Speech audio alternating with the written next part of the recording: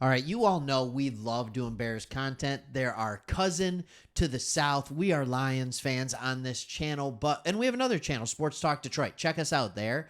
But we love talking about the Brownies. Like I said, they're our cousin.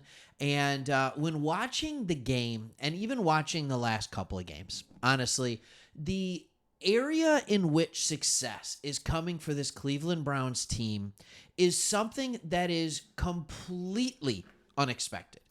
I mean, completely unexpected, because I would anticipate the Browns having a phenomenal defense. And I think they have, if not the best, the second best defense in the NFL.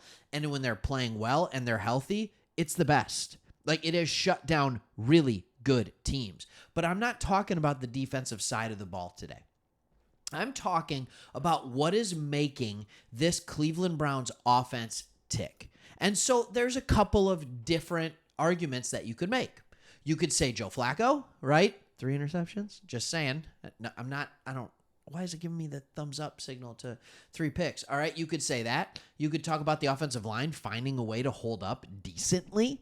You could talk about Cooper. You could talk about Amari Cooper, right? And you could talk about David Njoku. You could talk about a lot of different things. You could talk about Ford and running the football. But I said the most surprising or bizarre, that's what we're talking about right now. And that comes in the form of David Njoku.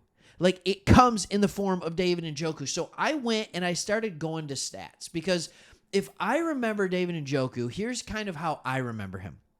I remember him as this guy that every fantasy owner wanted to draft because he had extremely good upside on him, like as a wide receiving tight end. And then that happened for about 2-3 years. He failed to produce, and then nobody wanted to draft him anymore because he just never put up big numbers. He was never like a top 10 tight end, startable tight end. And I was like, why did we all want to do that? Like, he was like the ultimate tease. All right, but this year he's not the tease. He's the ultimate. And so I went back and I'm like, here's who he was when he got drafted. Hey, you even see our Sports Talk Detroit logo there. Sorry, I'll get that fixed. Don't worry. But here's what we saw from him. If you haven't heard of relative athletic score, I don't know how many times I've done it with Cleveland Browns stuff. It is a score where they take your athletic score based on your combine, all your measurables, and they compare you on a scale of 1 to 10 to all the other players in your position, right, that have ever played. So David Njoku is a relative athletic score of 9.3 out of Miami in 2017. Not that long ago. 7th season he's playing right now. All right. And so you would expect him from an athletic standpoint. We all knew he was kind of a freak in a good way. He would be, based on this, the 3rd or 4th most athletic tight end in the NFL right now, just based on averages, the law of averages. He's 9.3. That means he's in the top 10% of athletes. So you look at him, and he was that because he had a great vertical jump. He had a great broad jump. The 3-cone drill and that vertical and that broad made up for where he was lacking, which was height. He was lacking in height. His size grade wasn't that good. And then his 40 time, while you kind of expect him to run a faster 40 when he was coming out of school, it was still amazing for a tight end. He's just flat out fast. So now, all of a sudden this year, I was looking into it. Is he grading out to be that much better than he has in years past?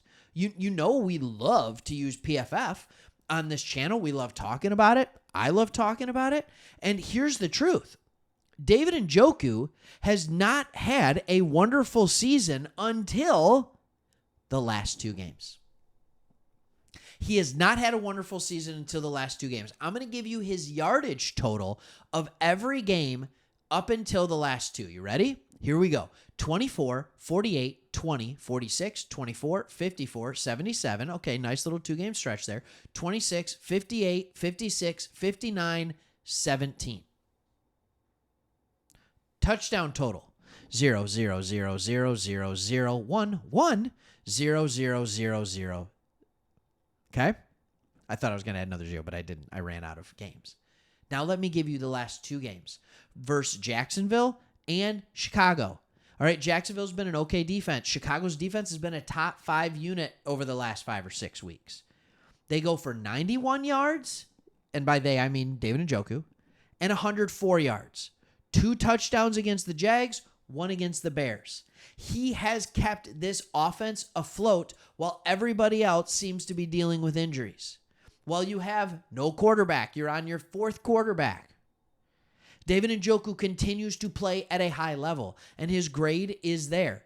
David Njoku this season, thank you to the last 2 games, has already put up a career high in targets. He has put up a career high in receptions. Good job, David. All right. He has put up a career high in yards, and he has a career high in touchdowns. Targets, receptions, yards, touchdowns. Those are really important categories to put up career highs. His overall grade on PFF is not necessarily better than any other year, but he has been an absolute baller for them as of late.